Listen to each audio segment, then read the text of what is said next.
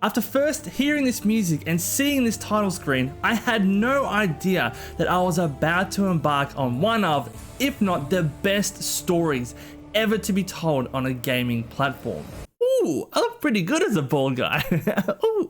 God of War 1, releasing back on the PS2 in March of 2005, tells the story of a Spartan warrior who, through his own lust for power, domination, and being the subject to secretive exploitation, which we'll get into in a second, would offer his life on the battlefield to best his foes in exchange of becoming a servant to the Greek gods of Olympus. Now, the Kratos you're probably used to, especially if you've only played the more recent interpretations of God of War, is very, very different to the Kratos we're introduced to in this first God of War game. And you may also be looking at this footage and thinking, what is the hype about? This doesn't look that good. It's just another hack and slash game. And this is why your parents hate you, because you're wrong yet again. Now, this God of War game was not the first hack and slash game. However, it pioneered and shaped what a good hack and slash game could be. Its combat was incredibly satisfying. There was a variety of weapons that tailored to individual playstyles, and it was one of the most cinematic games for its time. It had plenty of puzzles, and it even had one of the best stories ever told to go along with all of that.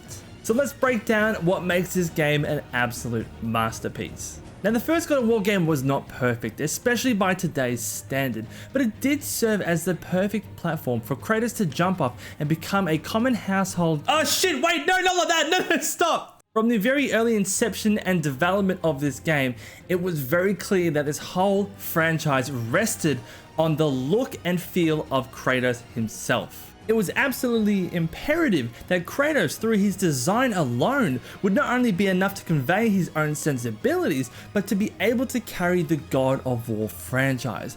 Players needed to resonate with him before even being aware of what the story was even about.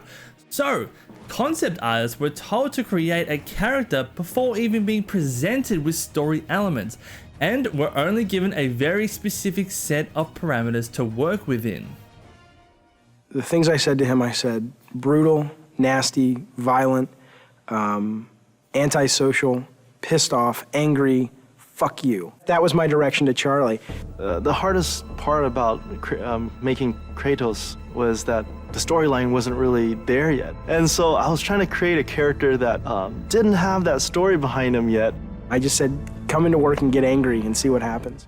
And what happened was a large selection of angry and badass looking characters were created that would eventually be boiled down to who we now know as Kratos. So now we have the base design of Kratos and what he'll look like throughout the franchise. The story elements can start to be woven in, and this is where I think this game and the franchise is placed within a league of its own. The game's opening scene starts you off with Kratos, who is already at his end. Quite literally, Kratos has had enough of the suffering, enough of being a servant to the gods for the last 10 years, and enough of having his nightmares playing back to him constantly. It was driving him mad, and it was a never-ending hell that he just could not escape. He plunges himself off a cliff to finally escape. Wow, what an incredible start to the game. Players who know nothing about Kratos are wondering what the hell happened over the last 10 years for this hunk of a man to throw himself off a cliff. What is going on? What is worse than unaliving yourself? What has happened over these last 10 years?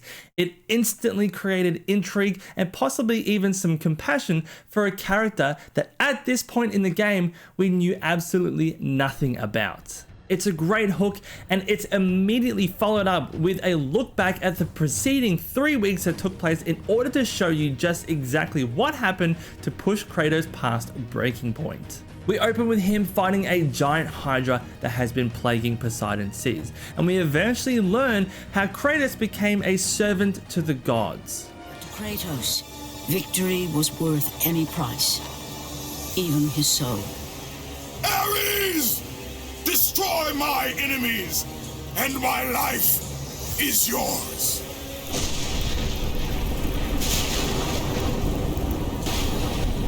The sky split apart, and the god of war stepped through. Descending from Olympus, he saw the makings of a god in a mere mortal. Ares would save Kratos. He would turn him into the perfect warrior, his servant on Earth. Only a simple pledge of loyalty was required. My life is yours, Ares. From this day, I shall carry forth your will. And his fate was sealed. Now that's some pretty intense stuff, right? But you may be looking at that footage and saying, well, why does Kratos look so different? Why is he so tan? Look, pretty racist observation by you on that part, but there's actually a very emotionally impactful story element that's explained in this game that explains why his skin becomes so white. We later find out that Kratos was sent by Ares to lead an attack on a village occupied by worshippers of Athena. There is a village oracle in this village that told Kratos, "Beware, Kratos. The dangers in the temple are greater than you know." But the village oracle's warning fell on deaf ears. His ambition would not be denied. but blinded by his bloodlust and his desire to serve the gods, he accidentally killed his own wife and only child.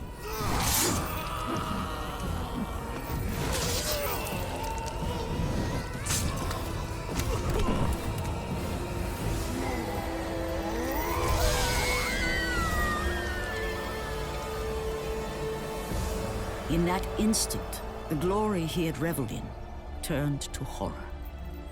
The image of his two final victims would stay with him for all his days. From this night forward, the mark of your terrible deed will be visible to all.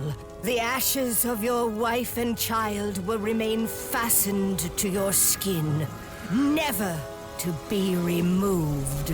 And with that curse, all would know him for the beast he had become.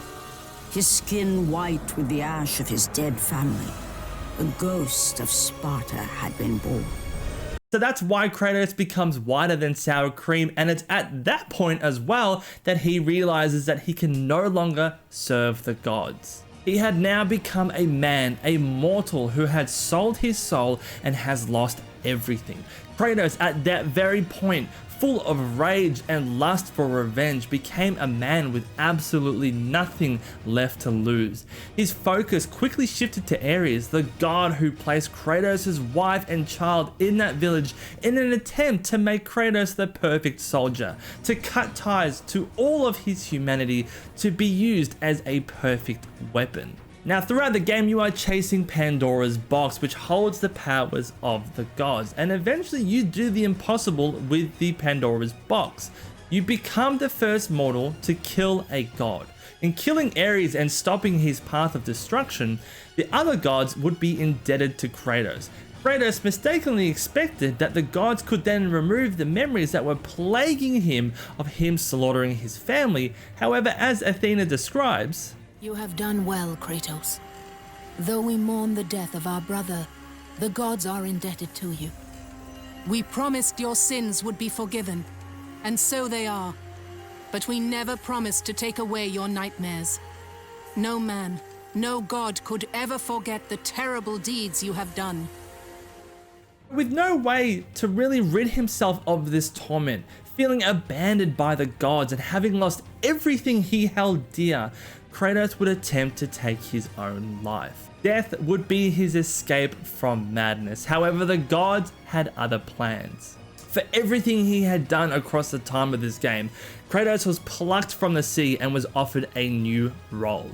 Kratos, now sitting at his throne, has rightfully earned his place among the gods and has been named the new God of War. So that was a fairly quick summary of the story that took place within this game, and I really hope you can see just how emotional, mature, and complex that story actually was. The developers did a phenomenal job in not only giving us an incredibly badass character, but a story that supersedes the character of Kratos and creates a living, breathing universe that players alike would be eager to revisit as soon as possible. But the story was not the only thing that made this game unique. Paired up with the story came what the game is also very well known for, is its tight hack and slash combat controls. The combat in God of War was unlike anything I had played back in 2005. Sure, there were a lot of hack and slash games around, but none like God of War. The controls were very responsive, and there was actually a huge array of choice when it came to deciding how you want to slaughter your foes. This game gave you around 10 different options when it came to your weapons, magic abilities, and relics, all of which could be used in quick succession to create devastating combos. In terms of the weapons that you'll most commonly use, these will be the Blades of Chaos. These are given to you at the start of the game when you become a servant to the gods. But you'll also unlock the Blade of Artemis, which is a large, slow, but incredibly powerful blade given to you by Artemis. You'll also unlock the Blade of the Gods, which is used to kill Ares in the later portion of the game. And Athena will also replace your Blades of Chaos with the Blades of Athena. Moving into your magic abilities, you'll get 4 main magic abilities. You'll have Poseidon's Rage, which will allow you to release a burst of electricity. You'll also have Medusa's Gaze, which will allow you to turn your enemies to stone. You'll also have Zeus's Fury, which allows you to summon lightning bolts and throw them at your enemies. And lastly, the Army of Hades, which allows you to summon souls from the underworld to attack nearby foes. Now, if all of that wasn't enough, all the weapons and the abilities that I just listed could then be further upgraded using your red orbs to further expand on their own abilities and movesets. Now, on top of all that, you could also unlock a Rage of the Gods, which was essentially a rage meter that allowed you to output a lot more damage while simultaneously taking a lot less damage yourself. And you also had Poseidon's Trident that allowed you to swim, dive, and breathe underwater. And so what do you do with all these weapons and abilities? Well, you use them to kick the shit out of everything and everyone in this game. Let's start with the bosses. Now, there aren't too many bosses in this game, but oh my god, every single boss is so fun. The first main boss you'll encounter is a Hydra, and it ends with you using the mast of a ship to stab it in the head. It's a really great way of setting the tone and expectation for what's to come in terms of the combat in this game. You'll also fight Medusa, Desert Sirens, Pandora's Guardian, and finally Ares himself, who seems to have been watching a little bit too much hentai.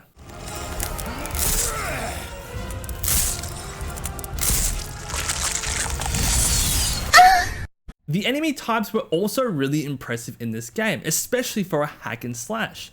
There was something like 12 different enemy types in this game, all varying in their speeds, damage outputs, size, and abilities. Some would breathe fire, some would emit a deadly shriek, some would drop below the earth to avoid your attacks entirely, some fly above you, and some just come at you with sheer force. Generally speaking, taking them all down is fairly simplistic, but their approach to you and in turn your approach to them made the combat feel so interesting and provided a nice level of complexity to an otherwise simplistic system. This is made especially true when the game throws entire hordes of mixed enemy types at you all at once. You might have a giant Cyclops on screen who are very slow but incredibly heavy hitters, and mix that with Gorgons that will turn you to stone, making you extremely vulnerable to those Cyclops' attacks if you are turned to stone.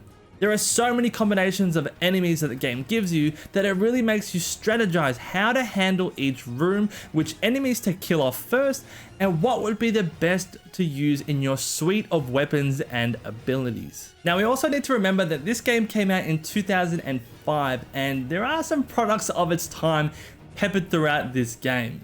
I'm mainly talking about the QuickTime events or QTEs. The God of War series is littered with QTEs across all of its games, and they have gotten better over time with their implementation. However, I'd argue that this game is probably one of the roughest.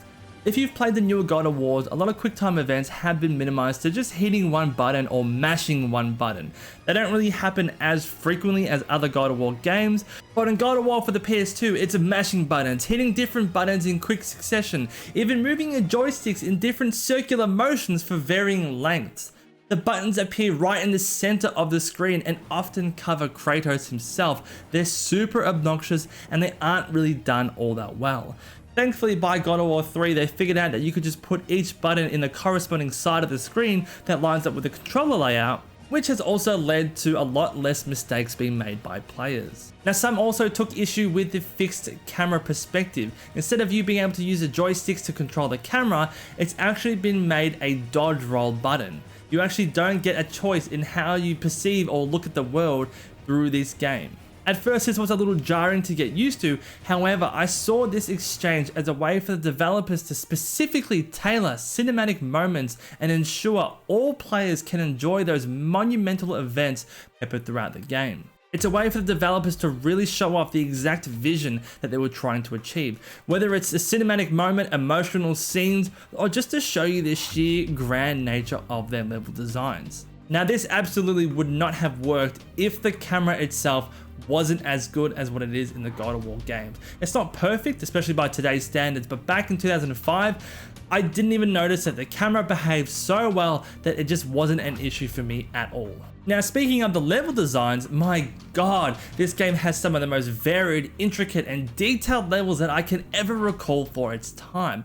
You'll fight in the ocean, on ships, in grand temples, in the underworld, on the backs of titans, and even in the desert of lost souls. You'll go to Athens, and you'll even be taken to Mount Olympus. And every single level and area is meticulously planned with intricate details, and a clear passion and love for the game was seen throughout every single level. There was so much effort that went into the environments, and they really lend themselves to the world building in telling Kratos' story.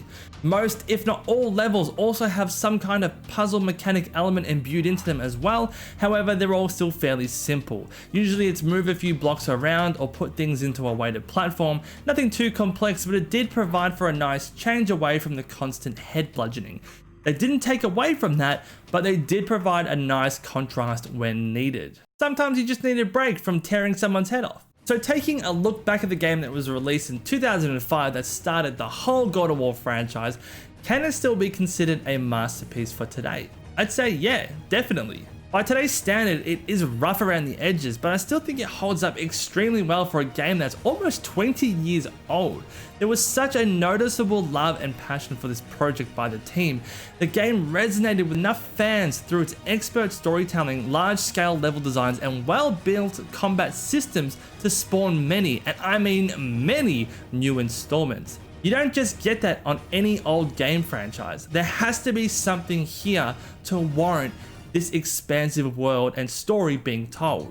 Everything Santa Monica did with this game was precise, it was intentional, and it's why I think that the first God of War game is still a masterpiece to this day. So let me know in the comments down below, what is your favorite and least favorite God of War game in the entire franchise? If you do like the video, hey, go ahead, leave it a like, sub to the channel. We might be doing a video on God of War 2 soon, and hey, all my other social links are in the description below.